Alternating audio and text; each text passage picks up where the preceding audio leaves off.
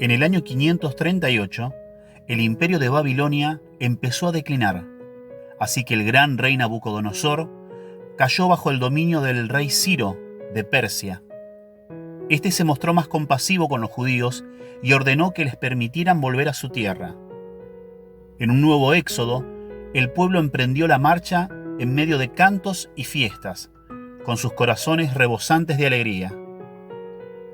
Al llegar a Jerusalén, se encontraron con una gran tarea por delante. Todo estaba por hacerse: las murallas, la ciudad y el templo. No era una tarea fácil. Se tenían que poner a trabajar con esmero, evitando los conflictos y las divisiones entre ellos, negociando con los pueblos que habían ocupado sus tierras mientras ellos vivían en el destierro. El pueblo ya no tenía más reyes, ni jueces, ni sacerdotes que los guiaran. Dos hombres muy importantes, Esdras y Nehemías, se destacaron en la tarea de la reconstrucción de la ciudad. Ellos se pusieron al frente del pueblo para organizar las tareas, alentando al pueblo en la reconstrucción. En el año 515, y después de un enorme esfuerzo, fueron acabadas las obras del templo, y todo el pueblo celebró la Pascua de ese año solemnemente, jurando cumplir con los mandamientos de la ley de Dios y comprometiéndose a vivir en fidelidad a la alianza que habían hecho con Él en el Sinaí. Fue una gran oportunidad para comenzar de nuevo.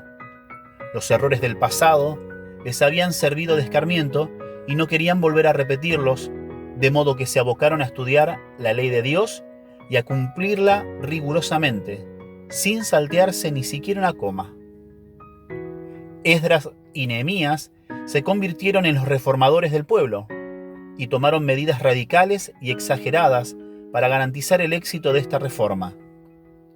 Fue una época muy estricta en cuanto a las leyes y a las normas, en la que apareció un nuevo peligro: la hipocresía, el puritanismo y la intransigencia. Pero también fue una época en la que resurgió la espiritualidad judía con mucha mayor fuerza. El pueblo recordaba y hacía memoria de su propia historia, descubriendo la presencia de Dios, siempre junto al pobre y al débil, siempre defendiendo la causa de los humildes. Comenzó a nacer así en el corazón de algunos judíos la espiritualidad de los pobres de Yahvé, de los hombres y mujeres que querían vivir de una forma sencilla y humilde, agradando a Dios de todo corazón, viviendo en su presencia todos los días de su vida, poniendo en Él toda su confianza, aprendiendo a vivir según su voluntad en las cosas cotidianas de cada día.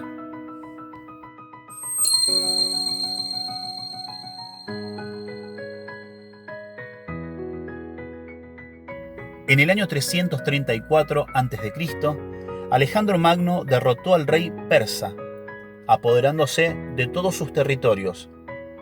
Un nuevo imperio comenzó a nacer y a crecer en el mundo: el Imperio griego. A la muerte de Alejandro Magno, sus generales dividieron el imperio en 4 partes. Los judíos quedaron aprisionados entre el poder de 2 grandes generales, Ptolomeo y Seleuco, que se la disputaban entre sí, haciéndoles sufrir grandes desastres y calamidades.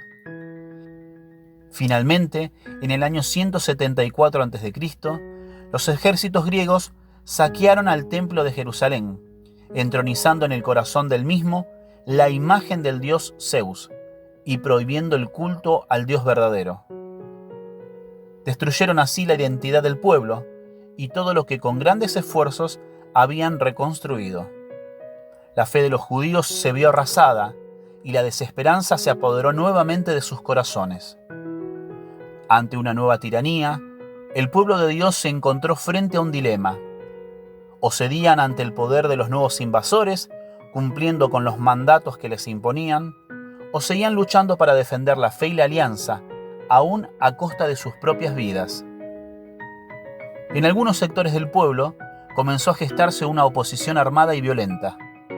El sacerdote Matatías y sus hijos, los macabeos, hicieron una lucha de guerrillas contra el poder de los griegos, y después de sangrientas y valientes luchas, fueron consiguiendo algunos derechos. Se les permitió poseer nuevamente el control sobre el templo y la práctica de sus cultos, y años más tarde también pudieron organizar la conducción política e instaurar una nueva monarquía.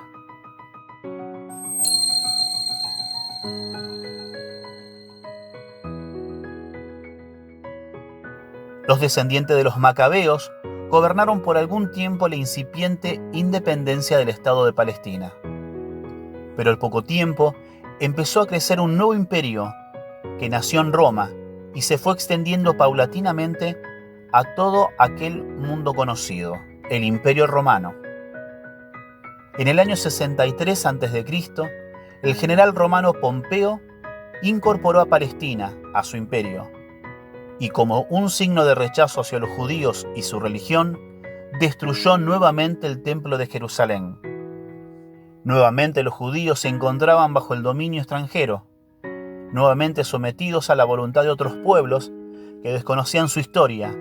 Nuevamente se estaban quedando sin templo. ¿Qué quedaba de la fe del pueblo? ¿Qué restaba después de tantas desgracias?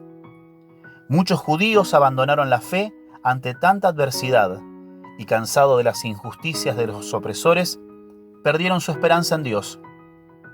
Muchos otros partieron hacia otras tierras, seducidos por una vida mejor. Muchos abrazaron otras creencias, siguiendo a los dioses de sus opresores.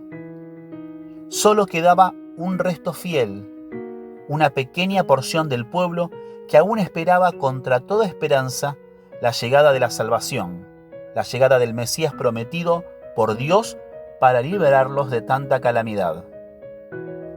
Ese resto fiel del pueblo volvía a encontrar en los textos de los profetas la alegría de la salvación que ya estaba pronta a llegar.